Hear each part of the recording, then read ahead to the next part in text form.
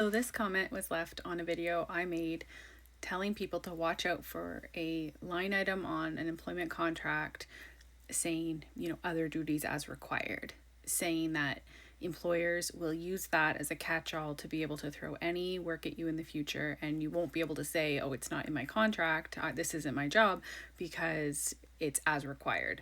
And rightfully so, they are saying that every time they've tried to stand up for their rights in a work negotiation, they've rescinded the job offer, and that it's not as easy as it sounds. And I totally get this, and it is very valid. This makes me think of the time that I was coming off of mat leave, and the employer was trying to demote me to a different position, like a lower position, a position that I had actually been promoted out of while I was working there. So they tried to put me back, which was obviously not legal. I ended up working with a recruiter to try to find a different job.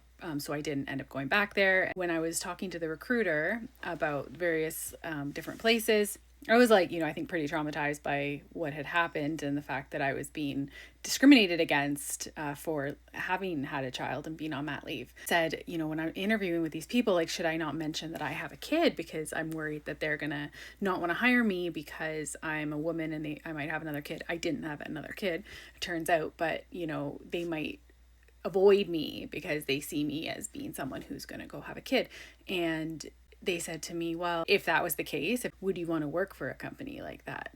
And I said, yeah, I guess you're right. I think the same thing applies here is, if a company is going to rescind a job offer because you are standing up for your rights and aren't just giving them carte blanche to take advantage of you, then that could be considered a dodged bullet. And the reason that I put out that video was to try to bring that awareness to as many people as possible, because ideally, without so many jobs having union protection, employees themselves have to kind of band together and demand better as a whole.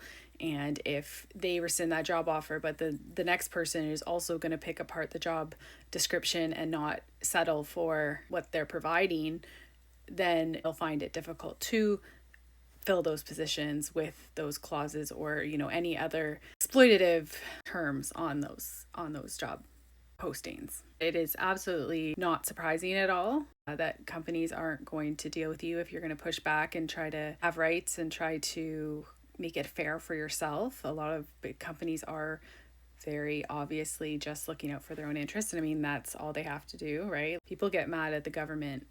The government at least has to pretend that they care about you as a person and the society. Whether or not they're doing a good job is besides the point. Corporations don't even have to pretend. They do pretend that they care about you because that makes them seem warm and fuzzy and people will support them. But ultimately, they only care about being able to extract as much labor from you as possible for the least amount of cost so that all that extra profit can get funneled up to their shareholders. That is their goal. It's not surprising, but having better standards for ourselves hopefully can create a trend where people are saying enough is enough. I'm not going to sign this.